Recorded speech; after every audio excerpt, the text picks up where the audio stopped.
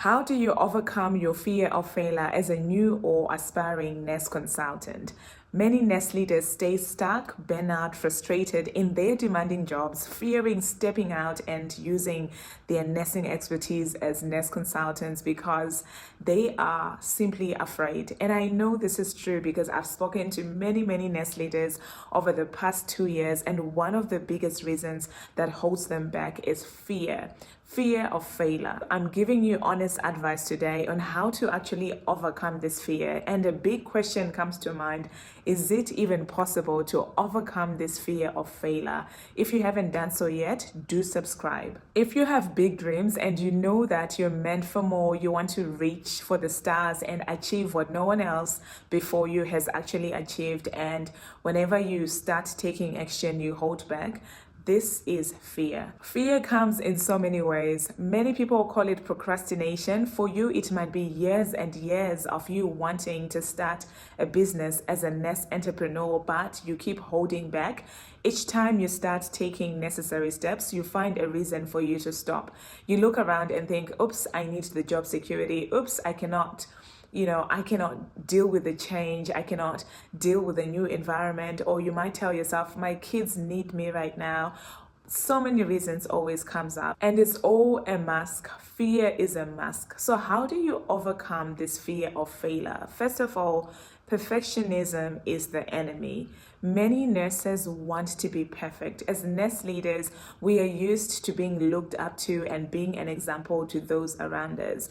So the idea of stepping out as a new nurse consultant is scary to you because you're thinking, I'm no longer going to be backed by that amazing company, those benefits, the job title, the security. What am I going to do when it's just me? I call this short-term thinking because many years down the line, you're going to look back in regret, especially if you're already at a place where you're in burnout and you have a habit of moving from one job you hate to the next job you hate, thinking that circumstances are going to change. But after so many years of you swapping jobs, you're still in the same situation.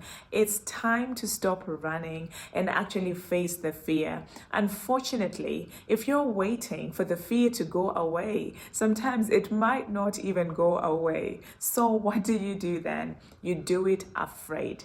I know this doesn't sound comforting, but this is the reality of life. There are times when you just have to put on your adult face and face those fears because they might be here to stay and not be going away. However, as you begin to take the steps of being a new nurse consultant, securing clients, building a business, those fears will start to go away.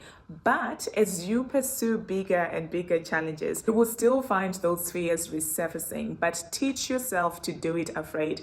And I remember this is something that I taught myself to do, and it wasn't even career related. It was a church thing where my pastor would come to me and say, Lorraine, can you speak or can you preach at church on Sunday? And I remember the first time she asked me to do that, I thought, oh my goodness, I'm going to be so scared and so afraid standing up in front of those people and speaking to so many people. And even when I tell people that I get scared speaking in front of people, they cannot believe it because I always seem like this confident person. But that's because I taught myself to do things afraid.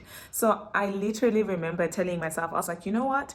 Even if I fall flat on my face on Sunday whilst I'm preaching, that's fine. I'm still going to do it. And why am I doing this? Because for me, I want to serve God, and it's important to me to walk in the perfect will of God. So I just decided to go ahead and say yes. And whenever my pastor has come to me asking me to speak or preach, the answer has always been yes. And then I'll figure the details out later. So for you, why are you holding out in fear? And one thing I learned about fear as well, especially if you're standing there as a new nurse consultant or aspiring nurse consultant who is wanting autonomy, time freedom, and to transform your nursing expertise into actual income and making a purposeful impact within the nursing industry. Another thing that brings fear is pride.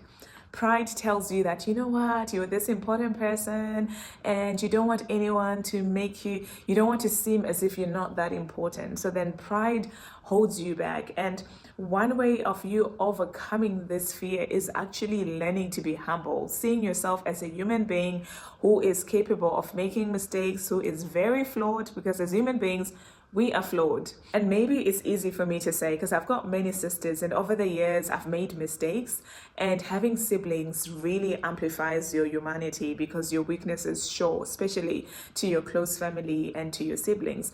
And I don't know for you if you've got siblings or close family, but cut yourself some slack and know that you're human and just be humble about it. There's nothing for you to hide.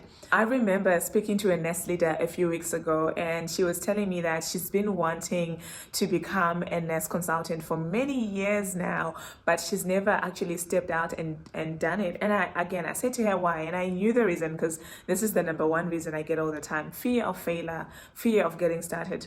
And I said, why are you afraid? And she said, because I hold myself to a higher standard than all other people. I feel like for me, everything that I do has to be perfect, and I judge myself harshly.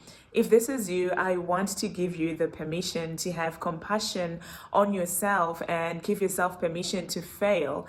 You know that fear of failure? Ask yourself, even if I do fail, what is the worst that is going to happen? I know for me, I have failed so many times over the past few years, but I've never given up. I've always grown, pivoted, kept on growing, learning, and thoroughly enjoyed the journey. Like, I can honestly say that becoming a nest consultant introduced a whole new level of fulfillment and freedom in my life.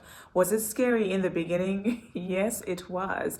But still, even though it was scary, I still went ahead and do it. And I just want to challenge you right now to no longer hold back and to no longer delay and put it off because of fear. I want to challenge you to look that fear in the face and do it afraid. And as you begin to walk along the path, that fear will be, it will start going away more and more. For other nest leaders, their fear comes from not knowing where to start. I tell you, once you start asking the right questions, you will know where to start. But if you do not start taking the actions, then you will just stay there, not knowing where to start or how to go about doing it. When we look at the statistics, the percentage of people who actually really succeed in lives when it comes to their careers and when it comes to business, it's a very small margin and number, because again, many people hold off and they just say, you know what, I don't know where to start, I don't know what to do, so I'm just going to stay where I am. But start asking the right questions. Nowadays, there's Chat GPT to help you. There is Google. There is free YouTube University. You guys, the amount of stuff I've learned just on YouTube has been amazing. So do not let fear hold you back for another day. Instead, go ahead and build that nest consulting business and make an impact and gain that freedom and autonomy that comes with using your nesting expertise to solve actual problems for healthcare providers. And if you are ready to make a difference through building a successful nest consulting business as an independent nest consultant, then book a free consultation with me. My calendar is in the comments. Do remember to subscribe, and do me a favor before you go, like this video and tell me in the comments what's your biggest takeaway.